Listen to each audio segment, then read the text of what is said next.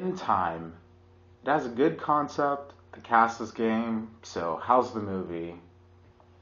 Uh, In the near future, Time is a currency. If you had as much time as I have, what would you do with it? Sure as hell wouldn't waste it. You do everything a little too fast. Not everything. in time, in Time. We're far into the future, and everyone's been genetically altered to stop aging at the age of 25. And at 25, you're given one more year to live, and that's where money becomes currency. I like that this movie didn't explain how these things came to be. Like with sci-fi, sometimes it just has to be, here's our concept, no ifs, ands, or buts. Like, I like that time was pretty much just set in stone and didn't really try to explain how these things happened, because it really did believe in its concept, and it was a pretty cool concept.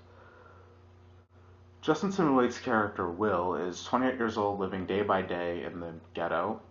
But after learning why he's stuck living there like that and gets a better idea of how the currency works, he decides to take action and take down the system.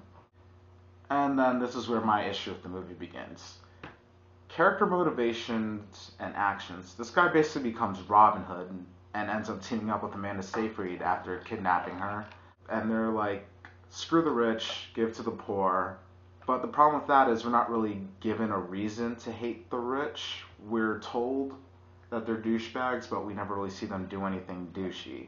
And like the main bad guy doesn't even do anything too douchey either. Like we're just told he's a bad guy. And like same thing with like the timekeeper played by Cillian Murphy, like who's chasing after Will the whole movie. Was I not supposed to like him? Because I mean, he was annoyingly stubborn, but again, he was just doing his job. And then, like, same thing with, like, the actual villain of the movie. Like, he was just like, that's just the way the world works. There were these Minutemen that live in the ghetto that were looking for Will for most of the film. And Jesus Christ, they're annoying. Like, and they were probably, like, the only villains that you hated throughout the movie. It's just, they were so insignificant to the main plot. It was like, each time they showed up, I was like, will you idiots just go away? And like when you just put all these characters into the movie, it just becomes one giant mess. Like one character actually drinks himself to death at one point, and you don't even know why. There are a few times where Will's like, we have very little time and we have to get here now. And then there's just so much running in this movie, but you're not always entirely sure where they're running. So this movie's issues I kind of just blame on the writing and the direction. Which sucks because the guy that made this movie also made The Truman Show and Gattaca, two really good movies from the 90s. As for the acting, some of the lines are pretty silly, so I'm not going to fault the actors for what they were dealing with. Like, they're like those little time puns, like, we're running out of time, or time's just... There's a lot of that in the movie. Some of it's intentional, others kind of felt more unintentional, but occasionally I would giggle.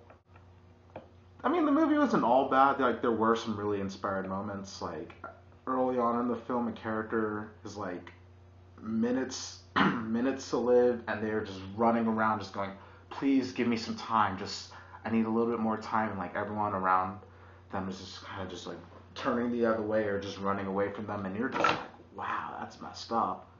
Like, if the movie just does not have a lot of those moments. But like I said, good concept, game cast, execution, meh at best. I'd pass on it, to be honest.